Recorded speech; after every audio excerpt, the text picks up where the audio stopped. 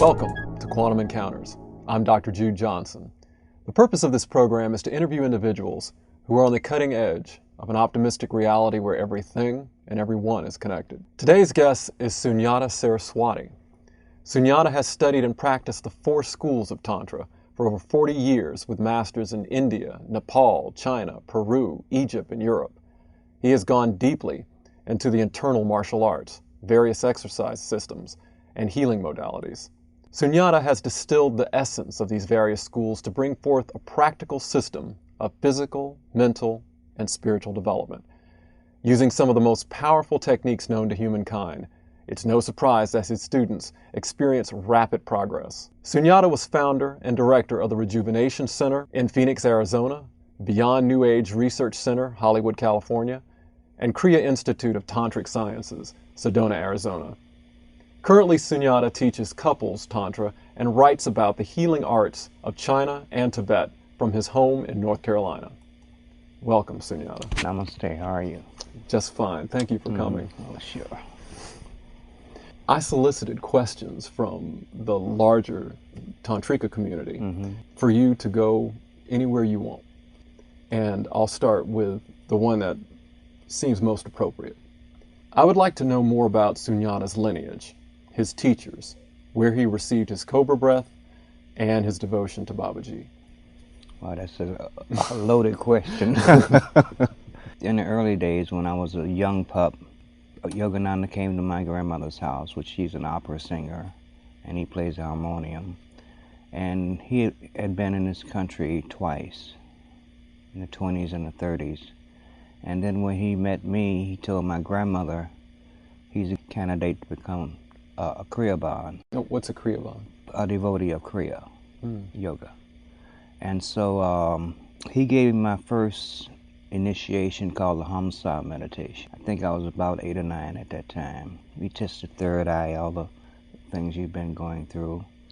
And he told my grandmother that they was going to have problems with me later on in life, because he had this indication that I was going to teach the Tantric path instead of just a regular Kriya path, which was right. I guess it's my destiny. And so he sent me to Kriyananda, the Temple of Kriya Yoga in Chicago, where I got my first cobra breath. And as the years progressed, when I learned Hatha Yoga and all these various yogas, then I would elevate myself to the next level until I got to the 4th level. And then it was decided that I was going to go to India to study with Satyananda and his branch of Kriya Yoga. And I went there, and some of the most remarkable experiences that I had, I started having hallucinations. How old were you at that time? I was 22, because in those days, you took the spiritual path very serious. That's all you did all day. And I had a lot of hallucinations, seeing the goddesses and the gods and everything. And my teacher, Satyananda, sent me to China. He said, you need to go and learn to ground yourself, because I'm walking in the middle of the street in India talking about these gods and goddesses, you know. They thought I was a loony bin, you know, which I probably was. Then I went to Hong Kong and enrolled at the Wu Chi Dao Temple, where they taught me a different form of Tai Chi that you normally don't see in the Western world. It's Tibetan in nature, and it's a real rooting and healing force. And so this Tibetan nun felt that I would make a good candidate. So she taught me and 2 other guys. And I have found over the years, even with all the martial arts and internal arts I know, that I stick with this form because it is a healing form. For me, I needed it for healing of my emotions. This I know as a fact. Why do you say that? I was disjointed, meaning I was trained as a tantric technician. No emotional content at all. So when I got back to the West, I started teaching Tantra, and this was in the 60s. I started teaching Tantra just from a technical point of view. Is this what Yogananda meant by you would be trouble? Yeah, he was correct. And as time went by, and I traveled all these various countries learning their tantric systems and modalities. But the Tantric Kriya Yoga technique really advanced me. I could see the benefit of the 4 cobra breaths, which is 7 as a matter of fact, but only gurus can receive the last 3. How do you get them? And you say gurus, is it through dreams or visions? Or? Through meditation, yeah. I've been going on from there. You know, I'm semi-retired now. I just teach Tai Chi and a few exercise systems, and every once in a while I get involved with some couples that want to learn Tantra, so I try to spread it to them. I found that teaching singles didn't work for me. Why is that? Because they didn't have an emotional cord tied to them. I mean, they could split at any time, but married couples have that binding connection, you know, from the heart to the head. And that's why I decided to work just with couples. Do you find that couples progress faster? Yes. The reason they do is because they're more thorough in their practices, they aren't looking for another mate, and they're connected to each other through this etheric cord, as we call it, and that's from the heart and the head. I find it really works for couples. Many of the techniques you discovered from these traditions were very secretive. How did you gain access to them? Through permission from other teachers. Every time I went to another country, he had to write a letter explaining my progress to them, and then they would start very gradually opening up to me. It's a protocol. So you would get a letter of introduction from your former teacher to the next one. Yeah. And the techniques aren't that secret. People don't know where to look, because all they read is these American books on yoga and Tantra. They don't go back to the source to find out where these techniques originally came from. So if I were to go to India, they would be more familiar with these same techniques? Absolutely. There's variations on a theme, naturally, depending on other lineage you come from, but basically clear cut. Now, you were also taught in the Taoist school. Yes, I Tantra. was. How is that different from the Indian school of Tantra? Unfortunately, the Taoists don't work with the emotions. Really? They work mostly with their energetic bodies. In advanced classes of Taoism, you work through the 5 emotions, which they relate to as animal spirits. But in the beginning path, it's all learning how to do the microcosmic orbit and things of that nature for your own regeneration and healing. But they very seldom touched upon the real essence of some of the illness I find in the world, and that is our emotional complexity. Do you feel that the Indian form of Tantra is more appropriate for the West, considering issues with emotions? Yes, absolutely. The Tibetans are close by, except they go into a more abstract level of working with emotions. But East Indian Tantra, in all its forms, go directly working with Shakti energy to bring up these emotions so you could spit them out. And that's what Tantra means. At least the path I was on is called Varnamark path, the left-hand path. And it means to spit out anything that's not good for you. And Darshinki mark, that's your right-hand path for Tantra. That's the Kriya Yoga tradition. Why is Tantra described as the warrior's path or the hero's path? Because it takes guts to do it. Why do you say It's that? not for wimps. Why is that? They don't have the fortitude, or they think they do until they're in a workshop, and then they fall to pieces. But what makes people fall to pieces? What is it that they face that is hard to confront? The emotions.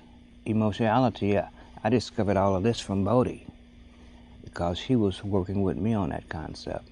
And then we started to incorporate them in our workshops. But I found that so many people think they have it together with their emotions. They don't, especially singles, and that's why I stopped teaching them. What's the connection between Jesus and Tantra, if there's any connection at all? Because I've done some reading, and his name seems to pop up a lot with Tantra. There is a connection, because what he taught his disciples, if he ever existed, number one, I'll clarify that first. He taught the Cobra breath from the Egyptian system of Tantra. And that's where he got his knowledge when he became the Christ. So he learned in Egypt, India, China, basically the same techniques with a little modification, but he focused more on working with the divine energy coming in from above. And That's the basic difference. In Tantra, we work from the bottom up, working with the Kundalini Shakti. And he worked from Aten Ra, the sun god. That's the basic difference. Would we recognize any form of Tantra that is close to the Egyptian, the historical Egyptian form today? Does it still exist at all? It exists in these secret mystery schools. So you would have to either join the Rosicrucians or join another group called the Astarians, and you would learn the Egyptian Gothic method of the cobra breath. I met a girl here about 3 months ago. She was supposed to be a Egyptian tantric priestess, and I went to her introduction. She was out for making money. She transposed all the Egyptian names into some gobbledygook, and I called on it, you know. And when she found out who I was, she just split. So I guess my biological father was a Rosicrucian, but he learned through correspondence course in California. That wouldn't be the wouldn't be the route. Yeah, that's the mark. Is that where one can learn the true essence? Yeah. Through the school in California? Yeah, I started out with them. Interesting. And then when I went to Egypt to their advanced school, that's when I learned their Egyptian cobra breath. You see, Jude, there are many variations of the cobra breath. Babaji has one for the devotional energy of Indian people. The Egyptians had one for the more intellectual people. The Chinese have one that fits the middle ground. And even the Sufis taught it. The Muslims? Yeah. It's all hidden in myth, you know. So it alters based on the culture? Yeah. It is a cultural thing. Do you think the same thing's happening in the West today? Not as much. I think we have progressed in a sense that we can elevate our consciousness working through the emotions, because they got to be cleared out first before anything dramatically happens. Once we can get that awareness, then you can make progress. And the awareness in our tradition is the cosmic cobra breath, getting Kundalini Shakti up into the brain. And you have the big explosion, then it melts down into your heart. And then that's when the true transformation happens. But you have to have a connection with head and heart. And it works. When did you first learn of the symbols, the circle with the dot in the middle, the cross, and the triangle? And was there a time when the symbols were etched into wooden squares and painted with glow-in-the-dark paint? Yes and no. The symbols were carved on something like this marble. It was never carved on wooden blocks. I don't know where he got that from. And is this in the Indian culture? Yeah, in the Indian culture.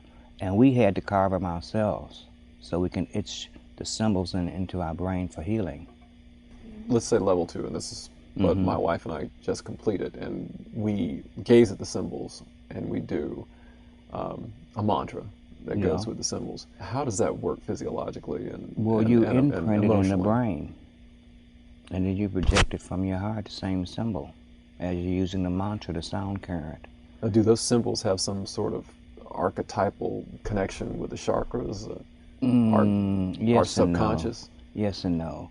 In our tradition, the chakras don't exist. We just use that as a metaphor to get people started. But in actuality, they're your endocrine glands. That's the way I was taught, and that's how I pass it on. So we use all these yantras and mandalas and symbols just to kickstart a person's energy, to give them a focal point so they can have their focus and concentration. But as you advance on a path, you realize that any mystical thing appears in the body. It's not really esoteric. It's esoteric because we don't know about it. But if you can focus on your medical studies of physiology in the human body, you find out the correlation. Very simple process. But most people want something airy-fairy, as I call it in the West. And so they buy all these chakra books and try to get all this information and wonder why it doesn't work. And see, that's why in first level cobra breath, we don't focus on the chakras. What do you focus on? Base center, the third eye. We bypass the so-called chakra system because In our tradition, they feel that's Pandora's box. Anything might emerge emotionally that you aren't ready to handle. So we bypass that first. In your second level, there's certain mantras you can use to get into that aspect of it. You ready to go into some philosophical questions? Hopefully. When you find the oneness in the ocean of everything, who am I? Where does individuality fit in with oneness? Or am I just another wave in this big ocean? Well, it's not so much a philosophical question as coming to the awareness and the realization that, as we say in India, Tatamasi, I am this, I am that, I am everything. And once you have this realization using the cobra breath or similar breathing techniques, you have this experience. And so those kind of philosophical questions become mute because he's still working in the mind. Tell me about that experience that you have when you experience the cobra breath. One day I was asleep, the next day I was awoke. It's no words to describe it really from an intellectual point of view or anything. I think it brought out a great sense of love in me, something that I refused to experience all these years, because I was an intellectual junkie in the early 60s and 70s. But it's brought a great peace to me. And I can know that I'm that cup, because there's no subdivision between my consciousness or awareness and that cup. We only see this like in the Matrix. Same thing. Same concept. Do you think that the West can embrace such a perspective? Technologically, they can. What do you mean, technologically? Through these video cameras, through these M3 machines, alpha machines and all of this. But so far as a deep, natural meditative experience, it's kind of hard. So do you think we that's have a been pathway? programmed. Yes. Technology? Yes. Talk more about that. That's very interesting. That's where the East and West blend, except we took a mechanical way to embrace the Eastern techniques. In the early 70s, they came in with the alpha machines. You plug in and plug out, and it was a meditation technique. But the Westerners couldn't grasp the symbolism of it, so they came up with these devices, the alpha waves and all the brain waves and all of this.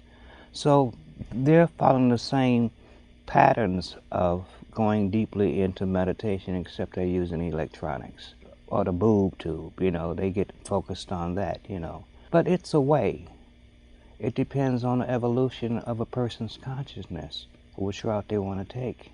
Do you think that this recent explosion of interest in quantum physics, is that related to that technological path? Yes, to it is. Realization? Yes, it is. Once you get into the aspect of actually experiencing what a quark is, which is the basis of quantum physics, then you can figure out that it's all interrelated. It's all one. Different terminology to express it. So in the West, if it's said in a science book, then it must be real. You got it. Okay. How do financial prosperity and spiritual development as a tantrika go together? If you're doing the practices sincerely, you never have to worry about financial things. My teacher told me, as long as I'm doing the cobra breath and have some semblance of reference to Babaji, I didn't have to work anymore. And that's been over 40 years. So it's held true for you? Yeah, totally. The only things I do is go around teaching. And the financial rewards of that, as you know, it's nothing, because you're giving it from your heart. Mm-hmm. You've done a lot of work with healing, and you're now focusing a lot now in healing at this time in your life. How does Tantra and Kriya Yoga slow the aging process? Number one, through the blood, mixed with the prana of the breath, in certain combinations that affects the organs in the body. You see, we got 5 life support organs. If we can keep them healthy, you're going to be okay for a long time. But the essence of immortality is not about living forever. It's living consciously forever. That's the difference. This physical body one day is going to wear out, and we had to make amends to that. that one day it's going to wear out. But how are you living consciously? That's what keeps us alive and growing. The sincerity of compassion of the Buddha, the devotion of love from the Hindus, the abstract principles of the Tibetans, the energetics of the Taoists, you know, it all plays an important role. So that's why I try to blend all of these within my life. Some people will just take the Tantric path, which is fine, you know, if they do the practices. Everybody has seen this book, Jude and Lotus. What do? They go right back to the sexual techniques. They never read the first 3 chapters that explains the whole thing. And that's the Western concept. It's unfortunate, but people work from that level. Taking that Western concept a step further with healing, Yeah. there's been a lot of developments, one in particular, drugs like resveratrol, Okay. that supposedly slows the aging process, gives us 30% more life, and pretty much, according to the claims of the doctors, takes away all age-related diseases. This is here and now. Yeah. 5 years, 10 years down the road, we don't know what's ahead of us. Is there a certain danger in that advancement of Western medicine without the spiritual advancement and healing? Yes, sir. In parallel? Anytime you take any artificial substance in the body, it affects the nervous system first. You get on this super high, you feel super good, but over a period of time, you start to disintegrate. Unless you're using Tantric techniques or Taoist techniques that have specialized in this healing work and the rejuvenation of the body. I don't take drugs, so I don't know what's happening in this modern world now. The same would hold true for people who are doing bioidentical hormones, replacing hormones that they're missing with age. I think they help, but they should have a spiritual practice to go with it. The whole essence is to get more oxygen through the body, because that's the life-giving force. Whether it's stimulating electronically, it doesn't matter. As long as you can oxygenate the body and keep it flexible, keep it fluid. As Buddha was saying, the movement arts that we do, they energize the whole body almost instantaneously. It's not like doing calisthenics, where you got to work for months to get an effect, like at a gym. They work basically in 5 minutes. My teacher told me, Sunyata, if you go somewhere and a person give you a technique, if it doesn't work in 5 minutes, forget it, because it didn't come from God. And I believe that very sincerely. Let's talk about relationships. You said that you focus on couples now. Yes. So let's talk about couples. What is the purpose of human beings striving for monogamous one-on-one relationships? Why do we fall in love? It's evolution. It's evolving of the species to produce a new species. And I have a problem with that word saying falling in love. That denotes to me going down. How come we can't be love and go up to the higher centers? So I've always had a very bad taste in my mouth about people saying, well, I fell in love. That means you've fallen down, metaphorically, you know. But if they have that kind of concept in their consciousness, well, it is a falling down, because it's so many dynamics in a relationship that trying to keep up with all of them, try to blend with your partner, it's almost impossible. But if you're on the spiritual path, then it's a little more smoother. My main question has to do with Tantra and men. Something along the lines of, what are the specifics of Tantra for men? How is Tantra relevant for men as a launching pad into experiencing, feeling, and living the mystery of it all? And he goes on to explain, the difficulty here is that they're not really questions that expect direct answers or have exact answers. I'm more interested in him sharing his experience and what he recommends. The Jewel in the Lotus is the only system in the West I am aware of which seems to have an awareness and a body of practices specifically for men. All the others are somewhere in the scale between the male being an unfortunate aberration to having to become female as the only way to know enlightenment. Well, that's true and not true. If people get this absolute book, they'll see how it blends together, because she covers male and female energies in a very unique way from a psychological training. From a spiritual level, we as men have been guinea pigs thousands of years. We always felt that we were the superior one because we had bigger muscles, we could be aggressive and conquer women. It's an old saying, you chase a woman until she catches you. And it's so true. And within the male community of Tantra, they have to learn to surrender. That's one of the biggest things. Men won't surrender because of conditioning from the past. And until that process takes place, there's no room for Tantra with them, because it's still going to hang on to the old antiquated ideas about I'm masculine, I'm superior, you're my woman, and all of this. That must be quite a challenge for those of us in the West. Oh, it is. It was a challenge for me.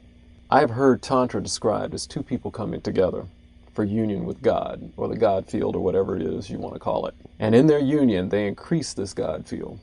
But in Tantra, is it really designed for human relationships, or more concerned with the expansion of this God field than in the human interaction? They should work simultaneously.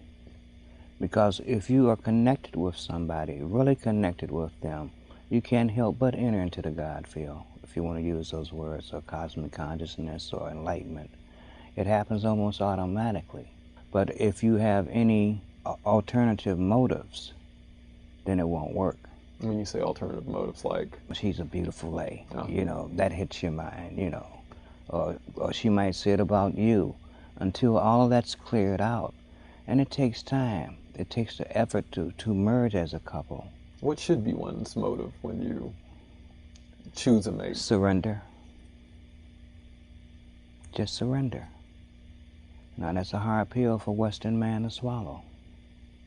To let go of his ego personality. Very hard. But once he does, as they say in India, the Shakti blesses you with all the pleasure you can ever handle. But until man learns the wisdom of the East and learning through Shakti, because Shakti is Tantra, men aren't Tantra. Men were taught Tantra. Via women? Woman is Tantra. She has an inborn nature to open up her lotus flower. We had to develop all these techniques of seminal retention and swallowing our throat and all of this to preserve our semen and locking it in the body so we wouldn't get sick. Tantricas don't have to do all of that. They're naturally Tantra. When you enter into a woman, what happens? Her uterus closes up. That's your anal lock right there.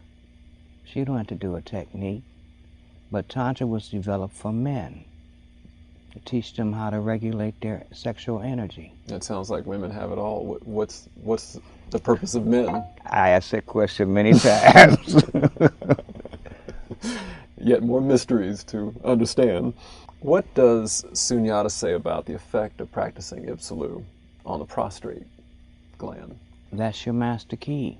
Until you can work with, well, we call it Kundalini gland, but it's a prostrate. And once you pump it, and then let that energy rise up automatically, then you aren't doing Tantra. That's one of the main keys of Tantra. So this prostrate gland, something that we cut out automatically at a certain age with most men, and that is actually the key gland. That's the key. With Tantra. Bottom to the top to the heart. You got it. Don't even have to work with the solar plexus. That's from a Taoist system. So the main 3 points is anal sphincter contractions, prostrate gland, all the way up into the brain, and let it diffuse down into the heart. Until you can work with, well, we call it Kundalini gland, but it's a prostrate. And once you pump it, and then let that energy rise up automatically, then you aren't doing Tantra. That's one of the main keys of Tantra. So this prostrate gland, something that we cut out automatically. What happens if you do happen to have your prostrate taken out through surgery? Do you still have that potential for tantric expansion? I never thought about it like that. Remember in the early 70s when they were doing curling photography, where they take a leaf and photograph it through high voltage static electricity? Oh, and, right. and there's a phantom image when they develop it. That's the same principle. If he can imagine, or if she can imagine, that the gland is still there, you can still work the techniques to do it. Sort of like when soldiers who happen to unfortunately get their limbs blown off in battle, they still feel the limb. Interesting. If you have the feeling, you can produce it and project it. But first it comes with feeling, my friend. So these bodies that we have are primarily ethereal before they're physical. Well, that's one concept. I think what first takes place is working with the causal body. You say causal, what do you mean? That's a higher consciousness body that takes on the vehicles of the lower bodies. And a physical body is the lowest. So it's up to us to elevate ourselves to go into what you call the Godhead, or the Samarasya state, as we say in Tantra. And it can be done, my friend. It's no mystery. Just practice the techniques. And by having a mate that loves you and you love her, be much simpler. Much simpler. Does an upper boundary age exist? 60, 70, 80 years old? After which one's absolute Tantra practice must cease? Or can one keep going without bound, age-wise? I'm still virile. Yeah, that's your age. Well, you can. But I'm in my 60s, as a matter of fact. Okay. I think that's the boon of Tantra that actually starts rejuvenation process. Not being celibate after a certain age, but keep that energy going and keep you youthful with vitality. In answer to his question, he shouldn't try to drop it because of an age factor. He's going to get old and die. But you keep pumping the energy up through your system. You feel alive in the universe, my friend. So it maintains one's libido, the practice. Okay. Tantra has been a central part of my life's quest for several years. I've completed level 2 and practice daily. The challenge for me seems to be integrating it into the part of me that still feels called to be in relationships with conservative Christians, community and family, as well as those in my professional life as a psychotherapist. The energy of Tantra fits beautifully with my Christian mysticism, but the physical part of Tantra triggers an almost phobic reaction. I guess I signed up to help work this out, because that phobia seems to be deep inside myself also. I contracted herpes in my first physical tantric relationship. There is just something about physical penetration that must be beyond me and beyond many that I'm in community with. What is it about physical penetration? Yes, I know shame and guilt, and there's something more, something archetypal, something cosmic. I look forward to your insights that you might have. Well, he got a lot of psychological problems to work through. If he's into Tantra and he's doing the techniques properly and learn how to stimulate a woman properly so her fluids are flowing and everything, he'll know how to catch herpes or any of that. But so many men want to rush into sex. So you're telling me that if one goes about the sexual process in a certain fashion, right, you can circumvent getting social diseases? Absolutely. Absolutely. Because her fluids produces a healing agency in the natural progress of her body. And what can happen, I don't know who he's making love with, but apparently they weren't clean, or he wasn't clean, or whatever. But he can curtail that. He can heal himself. They say there's no healing for herpes. I don't agree. I work with quite a few men that had herpes. And it's an omission, because they're doing the techniques properly. There's a tantric cobra breath that's not taught here in the West. that I give it to very few people, and it's for people that have herpes and things of STD and all of this, to help them work through that. I think the only one I'm going to reveal it to will be Bodhi, so she can pass it on to the group here and other groups she has. But we'll see. And all the time I've been practicing Tantra, I've never contracted anything, because I'm very selective with who I make love to. I check them out from their aura, see how clean they are, how's their mental constitution involved with me, and then maybe we'll make love. I was celibate for 2 years before I married my last wife. You know, slept in a tent with her down in Cancun. Wouldn't touch her, because I want to feel where her heart was coming from. So, you know, it's discrimination. Just because you're practicing various tantric techniques, you have to be health-wise, or it can backfire on you, especially working through the genital area. I have a question for Sunyata. This is from Suzanne. It is a question that has been haunting me for some time now, and has kept me from attending any further workshops. This practice is appealing on many levels. It provides a path to enlightenment and bliss. It allows a person, male or female, to heal emotionally, sexually, and even physically.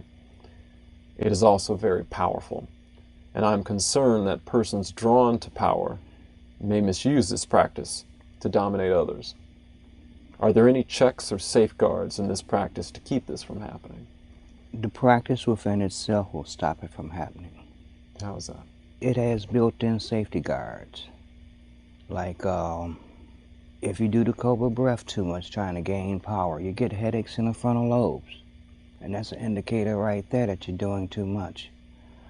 The reason I don't teach singles, I've seen them try to manipulate women when they learn certain techniques.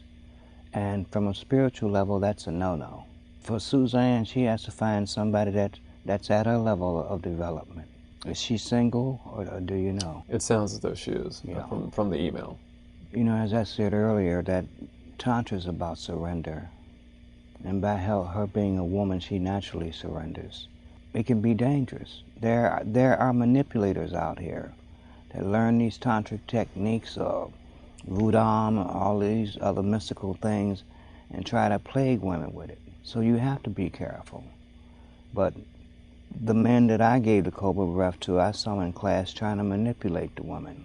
So I wouldn't teach them anything else. Are there any historical figures that we may know of people who have learned Tantra and misused that power? No. Only one is Aleister Crowley. He founded the OTO as a mystical order, and they practiced Tantra. He went insane, became a drug addict. This all happened in the 20s. But